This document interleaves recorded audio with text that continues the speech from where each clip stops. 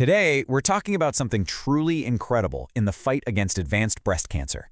It's a whole new way of thinking, a shift from just reacting to cancer's moves to actually getting ahead of them, predicting them, and stopping them in their tracks. So here's how we're going to break it down. First, we'll talk about the core challenge doctors are up against, which is the resistance problem. Then, we'll dive into this new warning system that's a total game changer. We'll see how it was put to the test in a huge clinical trial, unpack the really stunning results, and then wrap up by talking about what this all means for the future of cancer treatment.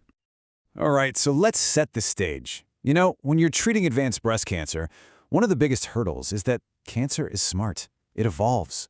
Over time, it can learn to resist the very drugs we're using to fight it. It mutates, finds a new way to grow, and suddenly doctors and patients are back on their heels playing catch-up.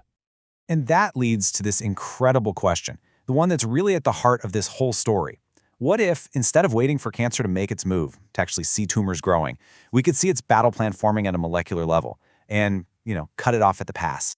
Because right now, the standard of care is pretty reactive. A patient is on a treatment and things might seem stable for a while. But then a routine CT or PET scan shows that, nope, the tumors are growing again.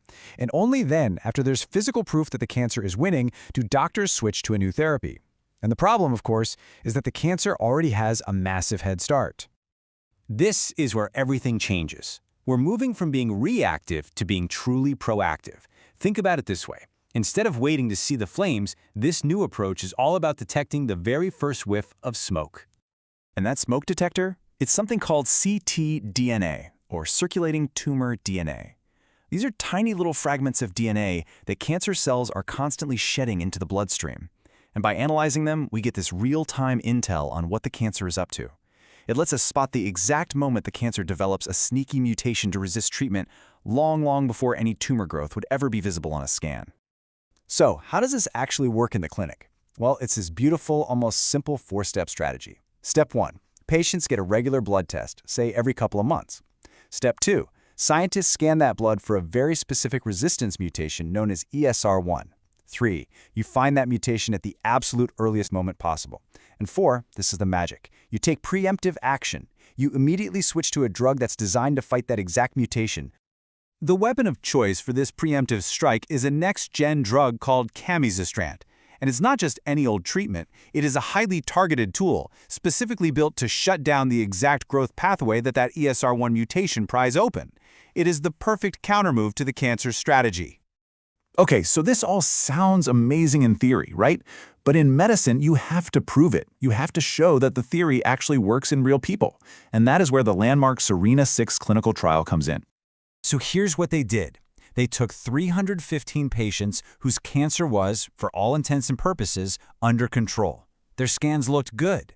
But, and this is the absolute key, that ctDNA blood test, our smoke detector, had just found that ESR1 resistance mutation. These patients were standing at a critical crossroads. And the trial set up this brilliant head-to-head comparison. Half the patients, Group A, they stuck with the old way. They just continued their standard treatment, basically waiting for their tumors to eventually grow on a scan. The other half, Group B, went with the new strategy. The second that mutation was detected, they immediately switched to Camizestrant. It was a direct showdown, reacting versus anticipating. So, the big question, what happened? Well, the results weren't just positive. They were powerful. They were definitive, and they gave a really clear verdict on which strategy was better. Okay, let's just focus on this one number for a second. 0.44. That's what's called the hazard ratio. Now, what does that actually mean? In simple terms, it means the patients who switched to Camizestrant early had a staggering 56% lower risk of their cancer getting worse or of death compared to the ones who waited. I mean, that is a huge, huge difference.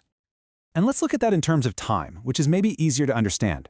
For patients on the standard, reactive treatment, their cancer started growing again after about 9 months. But for the proactive group that made that early switch, they got a median of 16 months before their cancer progressed. That is almost 7 extra months of keeping the disease in check, all gained from acting on a blood test instead of a scan. And this went so far beyond just what a scan can show. This is about how patients actually feel, their quality of life. The preemptive switch more than tripled the time before a patient's overall quality of life started to go down, We're talking 21 months versus just over 6 months. That is a truly life-altering improvement. Of course, with any new treatment, you have to look at the whole picture, and that includes safety. The group that switched to Camizestrant did have a higher rate of moderate to severe side effects. But what's really important to see here is that the rate of serious side effects was actually a little bit lower, and almost nobody in either group had to stop taking their medicine because of side effects. So that tells us the new drug is generally manageable. So let's zoom out, because this isn't just a win for one drug, or even for one type of cancer. This is about a fundamental shift in how we think about cancer treatment altogether. The SERENA-6 trial is a true landmark for a few big reasons. For one, it's the very first major late-stage trial to prove that this preemptive, ctDNA-guided switch actually works. It validates this whole idea of acting on molecular signals from a blood test instead of just waiting for the physical evidence on a scan. It pairs that smart strategy with a really powerful next-gen drug.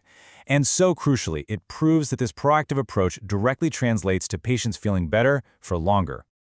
Now, it's important to be really clear about the limitations here.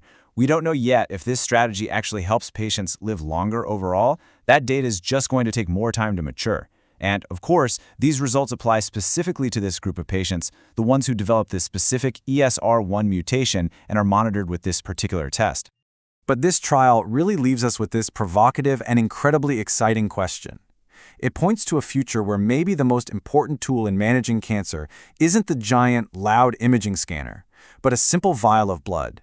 A future where we have the power not just to treat cancer, but to truly, finally outsmart it.